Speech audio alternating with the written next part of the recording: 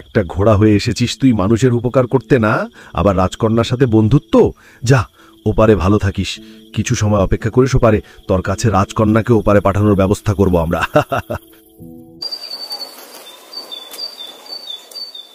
না না, বারবার হচ্ছেটা কি? কালকে রাজকন্যাকে ঘাদে ফেলে দিল, আজ আবার রাজকন্যার ঘোড়াটির কেউ মাথা দুভাগ করে দিল। আমার কেমন একটা সন্দেহ হচ্ছে। আমার মনে হয় এর পিছনে রানীর হাত আছে, কিন্তু কিভাবে যে প্রমাণ করব? বাবা, বাবা দেখলে আমার প্রিয় ঘোড়াটির কেউ মাথা আলাদা করে দিল। আমার আপন বলতে ওই ঘোড়াটাই ছিল, তাও এভাবে শেষ করে দিল। এরপর রাজকন্যা একা একাই মন খারাপ করে রাজপ্রাসাদের বাইরের জঙ্গলে চলে গেল। হঠাৎ করে রাজকন্যা সেই প্রিয় ঘোড়াটি মাথা ছাড়া সামনে এসে হাজির হলো এবং বলল, আমাকে ওরা মেরে ফেলেছে রাজকন্যা, আমি তোমার ভালোবাসার টানে আবার ফিরে এসেছি, আমি তোমার কোনো ক্ষতি হতে দিব না। আজব, তুমি কথা বলছো কিভাবে? তুমি তো ঘোড়া, তাছাড়া তোমার কোনো মাথাও নেই। আর কে তোমার মাথা কেটে ফেললো? আসলে রাজকন্যা, আমাকে ওরা হত্যা করার পরও আমি আপনার কাছে ফিরে এসেছি। আর এই যে আমার শরীরটা দেখছেন, এটা কোনো শরীর নয়, এটা আমার আত্মা। আমি আত্মার জগৎ থেকে এসেছি, আমার দেহ তো আপনারা পুঁতে রেখেছেন। সে না হয় বুঝলাম, কিন্তু তোমাকে এমন করে হত্যা করলো কে? কে আবার? আপনার নতুন মা এবং মন্ত্রী, দুজনের ষড়যন্ত্রের কারণে আজ আমার এই অবস্থা। আপনি আমাকে ভালোবাসেন, সময় কাটান দেখে ওদের সহ্য হয়নি, এবং আপনাকে ওরাই সেই দিন খাদে ফেলে দিয়েছিল। আপনার সামনে শীঘ্রই বড় বিপদ। ওরা আমাকে পথের কাঁটা মনে করে সরিয়ে দিয়েছে, তবে চিন্তা করবেন না, আমি সর্বদা আপনার পাশে আছি। এটা বলে ঘোড়াটি সেখান থেকে চলে নিমিষেই হাওয়ার সাথে মিলিয়ে গেল। বাদশা গেল কোথায়? বাদশা, তুমি কই গেলে? বাদশা! আজব, এতক্ষণ কি আমি জেগে জেগে স্বপ্ন দেখছি, নাকি সত্যিই ছিল? যদি সত্যিই হয়, আমি তো বাবাকে কিছুতেই প্রমাণ করাতে পারবো না। না না, হয়তো আমারই মনের ভুল ছিল।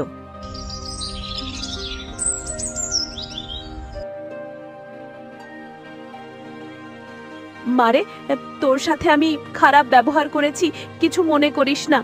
এ কি মা, হঠাৎ করে এত ভালোবাসা দেখাচ্ছে কেন? ওদিকে বাদশা আমাকে বলল মাই নাকি আমাকে শেষ করতে যাচ্ছে। যদিও জানি না সেটা আমার কল্পনা নাকি সত্যি ছিল।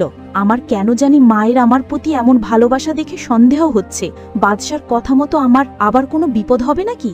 বাদশা তো বলল যদি কোনো বিপদে পড়ি ও ঠিক আমাকে বাঁচিয়ে নিবে, তাহলে আর ভয় কিসের আমার? ঠিক আছে মা, আমি ওসব কিছু মনে করিনি। দিন শেষে তুমিও তো আমার মা। আমার লক্ষ্মী মেয়ে, চল মা, আমরা একটু কুয়ো থেকে পানি তুলে আনি। তুই আমাকে সাহায্য করবি? সে কি, এই রাতে কুয়ো থেকে পানি তুলে কি করবে? একজন দাসীকে বললেই তো পারো। আরে এত রাতে দাসীদের বিরক্ত করে কি লাভ? ওরাও তো মানুষ, সারা দিন কাজ করে, রাতেও যদি বিরক্ত করি বিষয়টা কেমন কেমন দেখায় না? তুই চল আমার সাথে, তুই শুধু পানি উঠিয়ে দিবি, আমি তুলে আনবো, কেমন? ঠিক আছে মা, চলো। কথা মতো রাজকন্যা রানীর সাথে করে রাতের বেলা কুয়োর কাছে চলল। রাজকন্যা তো জানে না কুয়োর কাছে গেলে কি ঘটতে পারে। মন্ত্রীও চুপি চুপি তাদের অনুসরণ করে পিছন পিছন চলতে শুরু করল। রাজকন্যা যেই কুয়া থেকে পানি তুলতে যাবে, অমনি রাজকন্যাকে ধাক্কা দিয়ে কুয়োর ভিতর ফেলে দিল। এবার তোকে কে বাঁচাবে? তোর ঘোড়াও নেই, রাজাও নেই, এবার পানিতে ডুবে মর। এইসব বলার সাথে সাথেই কুয়োর ভিতর থেকে ঘোড়ার চিৎকার শোনা গেল। মন্ত্রী মশাই, কুয়োর ভেতর থেকে তো রাজকন্যার চিৎকার ভেসে আসার কথা, কিন্তু আমার মনে হচ্ছে ঘোড়ার শব্দ শুনতে পাচ্ছি। আপনিও কি তাই শুনছেন? হ্যাঁ, আমিও ঘোড়ার শব্দই শুনতে পাচ্ছি। কিছুক্ষণ পর কুয়ো থেকে বিকট জোরে ঘোড়ার ডাক শোনা গেল। এতটাই বিকট শব্দ হচ্ছিল, শব্দের কারণে রাজপ্রাসাদের কিছু ইট ভেঙে গেল। রাজা দৌড়ে কুয়ার কাছে এসে হাজির হলো। কি হয়েছে রানী? মন্ত্রী, তোমরা এখানে কেন? আর এত জোরে ঘোড়ার চিৎকার কোথা থেকে আসছে? কিছুক্ষণ পর দেখা গেল মাথা ছাড়া ঘোড়াটি রাজকন্যাকে পিঠে নিয়ে কুয়ো শূন্যের ওপর ভেসে উঠেছে। মহারাজ, আমি সেই মাথা কাটা ঘোড়া।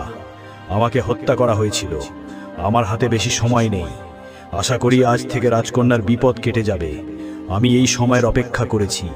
আমি শুধু এটা প্রমাণ করে দিতে চাই আমাকে হত্যা করেছে এই আপনার মন্ত্রী আর রানী মিলে। বাকিটা রাজকন্যা মুখে শুনে নিয়েন। এই বলে ঘোড়াটি রাজকন্যাকে রেখে আবার অদৃশ্য হয়ে কোথায় যেন মিলিয়ে গেল। মহারাজ, দয়া করুন আমাকে, আমি আর কখনো এমন ভুল করব না। আমার ভুল হয়ে গেছে, দয়া করুন। মহারাজ, আমারও ভুল হয়ে গেছে। রানী আমাকে অর্থ সম্পদের লোভ দেখিয়েছে, তাই আমি এমন চক্রান্ত করতে বাধ্য হয়েছি। দয়া করে আমাকে ক্ষমা করুন। ক্ষমা? তোদের আবার হবে ক্ষমা? হ্যাঁ, আমি এতটুকু ক্ষমা করতে পারি, জীবনে যেন কোনোদিন তোদের চোখের সামনে না দেখি। আজকের ভিতর এ রাজ্যের তো দূরের কথা, এখান থেকে 7 রাজ্যের ভিতর যেন তোদের খোঁজ না পাই। তোদের হাতে শুধু আজকের রাতটা সময় আছে। যদি দ্বিতীয়বার তোদের মুখ দেখি, আমি গর্দান নিতে বাধ্য হব।